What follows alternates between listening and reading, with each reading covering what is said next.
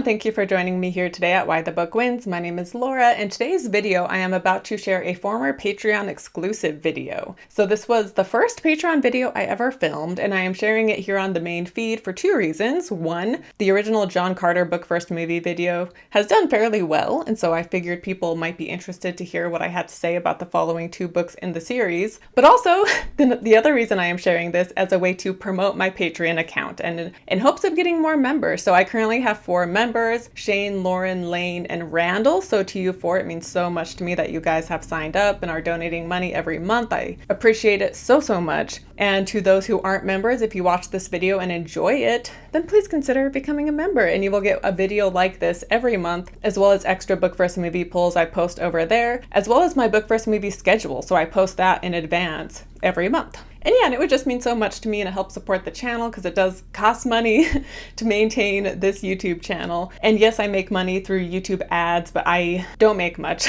from there. When I have a video like do surprisingly well, it helps out, but I haven't had that in a while. So yeah, I'm not making much through YouTube ads. So Patreons, it really helps keep the channel running, keep it going, and help offset the costs of maintaining this channel. So yeah, I will link to that down below, and thank you in advance to anyone who decides to sign up. And before we move on to the actual video, I do want to say that when I filmed this video, I thought that the Mars Trilogy was a trilogy and that I had read the full thing and there were only 3 books. But after the fact, someone told me that there were actually like 12 books. To be honest, I have zero interest in reading the following 9 books. So I have only read the first 3. That is probably all I will read. But if you have read the other books, I would love to hear your thoughts down in the comments, and if you think they get better, if they get worse. And based on what I say about these books, you can determine if you think I would like the following books in the series or not. But yeah, so I say that there's only 3, but that's wrong. There's like 12 of them.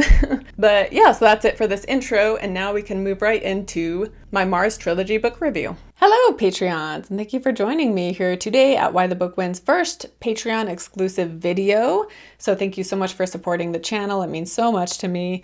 And today I'm going to be talking about the Mars Trilogy. So I did a book versus movie for A Princess of Mars versus John Carter. And A Princess of Mars is the first book in the trilogy where we follow John Carter and his adventures on Mars, which is called Barsoom in the book. So yeah, I read the other 2 books, and so I thought I would do a video for you guys to hear my thoughts on those too. And I'll start out spoiler free and then I'll get into the spoilers. So yeah, the second book I had a hard time getting through. I don't know.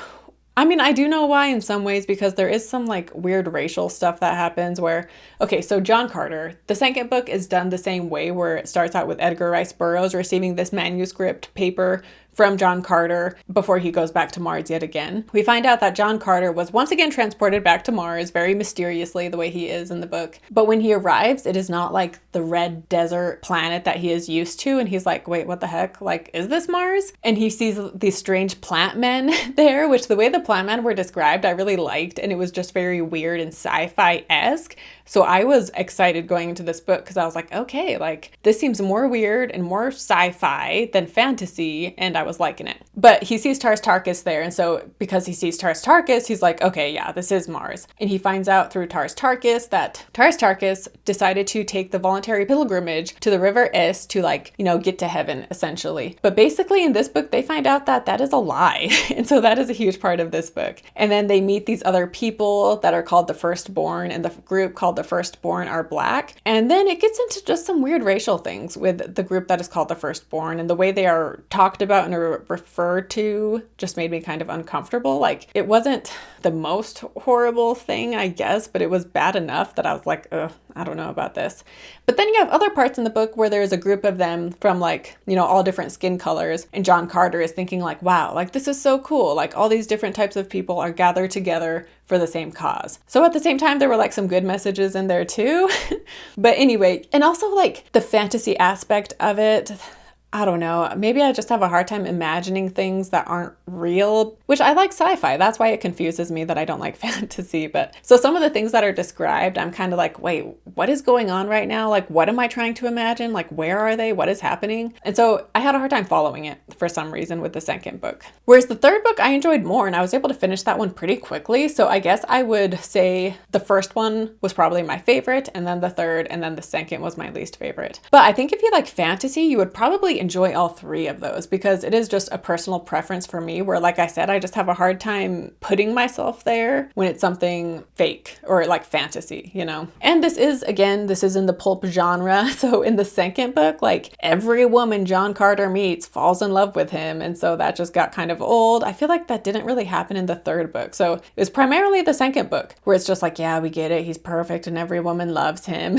but he stays faithful to Dejah Thoris, who is the only woman who holds his heart. And Dejah Thoris, like, is not in much of the second or third book either. And I liked her character. And so the fact that she's hardly in it was kind of a bummer. We do get some other female characters. You know, we have Thuvia, who ends up being pretty cool. So there's that. So to get into spoilers though, so in the second book, a huge part of it is how they find out that this religion that they believe in is a lie. The whole trip to the river Is and the goddess Isis, it's all a lie. And the Therns get people in Barsoom to believe this lie, because then when the people show up, the Therns use these people as slaves, and they also eat them because they see Therns consider themselves gods. And so the people of Barsoom who come to take this journey, they see them as lesser beings, kind of like animals. And so like to eat an animal, like that's considered normal because they're a lesser being. And so they therefore think it's fine to eat these Barsoomian people because they are lesser than the Therns in their mind.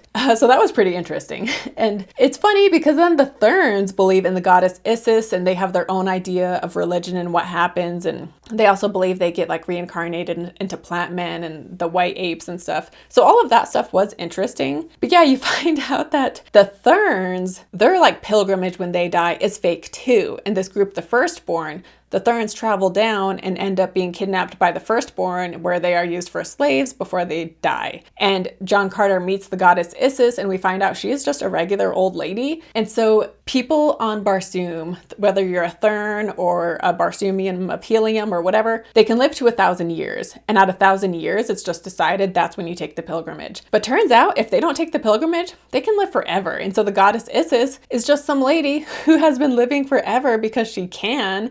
And so she has just claimed herself as a goddess, even though she isn't, because technically any of these people could live forever because they're all immortal. It's just they choose to take a pilgrimage at 1,000 years old. And so this book was very critical of religion, definitely. And so much so that it made me look into Edgar Rice Burroughs, and he was indeed an atheist and critical of religion. So it makes sense because that was a huge theme in the second book. And when John Carter goes back to Helium and Barsoom, he tells them like, hey, your religion is a lie. Like I came back from, you know, the Valley Isis and whatever, or the Valley of Dor and the River Is. And he's like, yeah, it's all a fake. And the Therns are just luring you down there so that they can like kill you and use you for slaves. And the people of Helium are very upset. And there's this uprising because people don't want to stop believing in their religion. And so yeah, that was a big part of the book.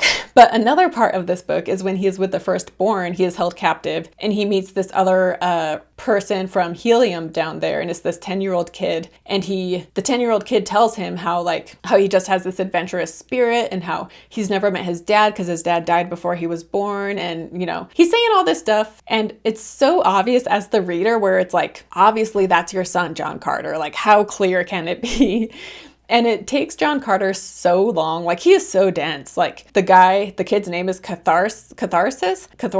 And he has to straight up tell him, like, my dad's name is John Carter. And John Carter is like, oh my gosh, you're my son. But it was just so obvious. Like, did Edgar Rice Burroughs, was he trying to make it obvious to the reader? Or did he expect the reader to not know until John Carter knew? Because I wish it was a bit more, I wish it could have been more of a surprise, because if anything, you're frustrated that John Carter doesn't realize it sooner than he does. So it was very obvious. But yeah, when he and his son and other people, they get out of the prison of the Firstborn and they kill the goddess Isis, and there's this whole uprising with that. But then when they get back to Helium, they find out that Dejah Thoris has left because Dejah Thoris, thinking her son and husband were dead, she decided to go on the voluntary pilgrimage to the River Is. And so they're like, great, now we got to go back where we just came from and save Dejah Thoris. And so the second book ends with him like about to save Dejah Thoris, but then there's this other female character who is a Thern, and she is just very jealous of Dejah Thoris. And so the book ends with her about to stab Dejah Thoris, and the book ends there. And we don't know if she lives or dies or what happens. And so the third book begins, and we just begin with John Carter on Barsoom. There is no Edgar Rice Burroughs in the third book, which I liked that. In the first and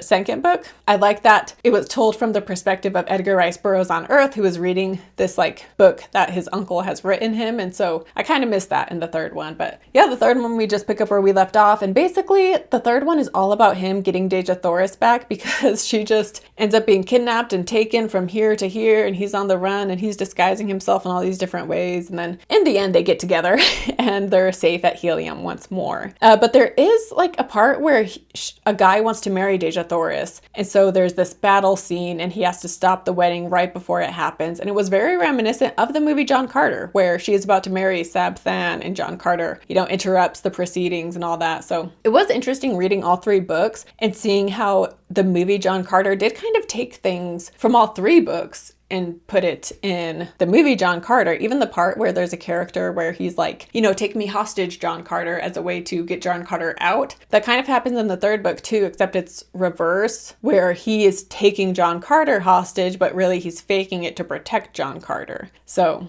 the third book was more interesting, I would say, and I did have more fun with it, and there was less like offensive racial stuff, although there were still a few moments because you still have the firstborn in this book, and so there's still a few moments where it's like, okay. But I still liked it better than the second book. But it's also funny because at the end of the book, they're back in Helium and he is called into this chamber, and it's this big deal where he's like, oh, like they're still upset at me for like the uprising I caused when I told them that the religion was fake, and so now they're still mad at me about it and they want to try me for this. And so he arrives at this court and a lot of people are there, including Tars Tarkas, and so they read off, you know, the things John Carter has done good and bad, because that is how people are tried on Barsoom, is they read the good things they've done along with the bad. And so after this reading has been done, John Carter is like, okay, like what's gonna happen? And Tars Tarkas speaks up and he's like, I think it's clear that John Carter can no longer be a Prince of Helium. And then he pauses and is like, instead, he should become Jeddak of Jeddaks and become the Warlord of Mars, which Jeddak is like a king. So they want him to be the ultimate king of Mars. And so it was a kind of funny moment where John Carter is just like, aw, guys, like, aw, like I should have known, like gets kind of bashful about it. But so that was kind of a cheesy, funny ending to the book. But yeah, I guess that wraps it up though for my thoughts on these two books. I would recommend them if you like fantasy. I would not recommend them if you don't. Even if you like sci-fi, I think you have to be into fantasy specifically to get into these books. At least that's how I felt. But yeah, it also, like I said, it is very critical of religion, so be aware of that. And then the weird racial stuff as well is kind of weird. So there's things to look out for with these books, but I guess to the right fantasy person who likes the pulp style writing, you might still enjoy these books. And I'm glad I've read them at least once, since they are like such a big deal in the sci-fi fantasy community. So I'm glad I've read them once, and I could see myself reading the first one again, but honestly, I don't think I would ever read the following two. There is a cool Easton Press deluxe edition of the Mars Trilogy. It's $260. I thought of getting it, but now that I've read all three of them, I'm like, I don't think I liked them enough to spend basically $200-300 on these books. So I liked them, but I didn't love them, essentially. So that wraps it up for today's Patreon video. I hope you guys enjoyed this. Once again, thank you so much for supporting the channel, and I will see you next time. Bye.